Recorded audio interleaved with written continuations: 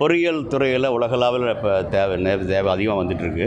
அதுவும் முக்கியமாக செயற்கை நுண்ணறிவு அப்படின்னு வரும் பொழுது இன்னும் கொஞ்சம் மாறுபட்ட இதாக இருக்குவாங்க.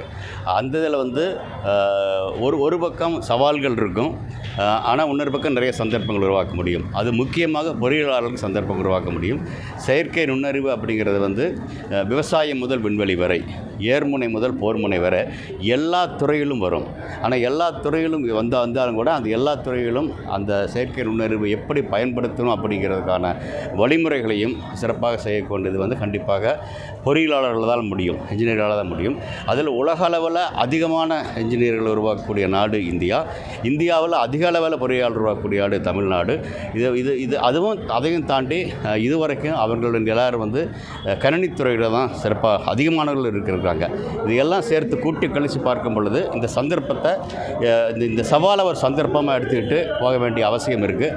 அந்த வகையில் இன்றைக்கி நான் வந்து பிஎஸ்ஜி இன்ஸ்டியூட் நான் எங்கே படித்தனோ அங்கே வந்து அதனுடைய 86வது ஃபவுண்டர்ஸ் டேயில் பேசும்பொழுது அதைத்தான் மாணவர்கள்ட்ட சொல்லியிருக்கேன். சொல்லுவது இது வந்து இந்த சவால் தான், ஆனால் சவால்கள் ஒரு சந்தர்ப்பம் எடுத்துகிட்டு பண்ண முடியும். பண்ணும் பொழுது எல்லா துறையிலும் பரிணமிக்க முடியும். மருத்துவத்துறை இருக்குன்னா மருத்துவத்துறையிலையும் கூட நிறைய என்னை பொறுத்தளவுக்கு ஒரு டாக்டருக்கு 3-4 பொறியியலாளர்களுக்கான பணி காத்துக்கிட்டு இருக்குது. அதை அவங்க செய்ய முடியும். ஏன்னா புது புது கருவிகள் செய்ய வேண்டிய அவசியம் இருக்குது. புது புது வகையில் என்ன ஆப்ரேஷன் கூட சிறப்பாக செய்வதற்கான வாய்ப்புகள் உருவாக்க முடியும். அந்த வகையில் நிறைய இருக்குது. அதே மாதிரி இப்போ வந்து விண்வெளித்துறையிலையும் கூட எல்லா துறைகளிலும் இந்திய விண்வெளித்துறை அதனுடைய பங்கை ஆற்றி முதல் 3-4 வரிசையில் இருக்குது. அது ரிமோட் சென்சிங் சேட்டலைட்டாக இருக்கலாம், கம்யூனிகேஷனுக்காக இருக்கலாம், நேவிகேஷனாக இருக்கலாம், பிளானட்டரி மிஷன்ஸாக இருக்கலாம், நிலவுக்கு போவது, செவ்வாய்க்கு போவது, எல்லா தரங்களையும் தொட்டுட்டோம். ஆனால் மனிதன் விண்ணுக்கு போகிறது, மனிதன் நிலவுக்கு போகிறது அப்படிங்கிற அந்த பங்களிப்பில் இதுவரைக்கும் இந்தியாவினுடைய பங்களிப்பு சரியாக இல்லை. ஆனால் இப்போ ககன்யான் திட்டம் இருக்குது. அதே மாதிரி சந்திரயான் 4-5 தாண்டி நிலவுக்கு திரும்ப மனிதன் போவதற்கான திட்டங்கள் உருவாகிட்டு இருக்குது.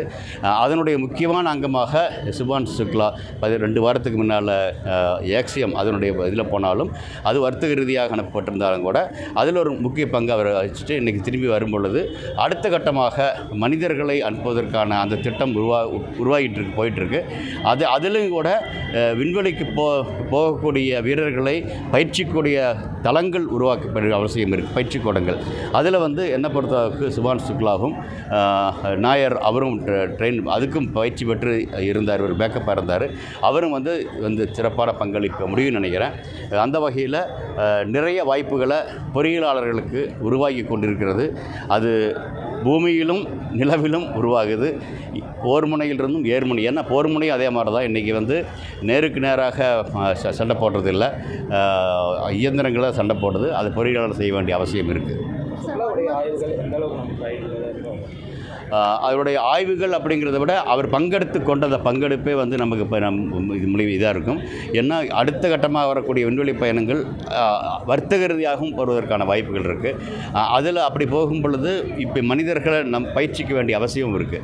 விமானிகளுக்கு வந்து அதிகமான பயிற்சி வெளிநாட்டில் போய் தான் நம்ம மாணவர்கள் கற்றுக்கலாங்க. அதை தாண்டி நம்ம விண்வெளிக்கான திட்டங்களை நம்மளே செய்ய வேண்டிய அவசியம் உருவாகும். அதில் அவர் முக்கியமான பங்கு வகிப்பதற்கான வாய்ப்பாக நான் பார்க்குறேன். இதை தாண்டி நம்ம மட்டும் இல்லாமல் மீதி 3 நாடுகளும் கூட இதில் பங்கெடுத்திருக்காங்க.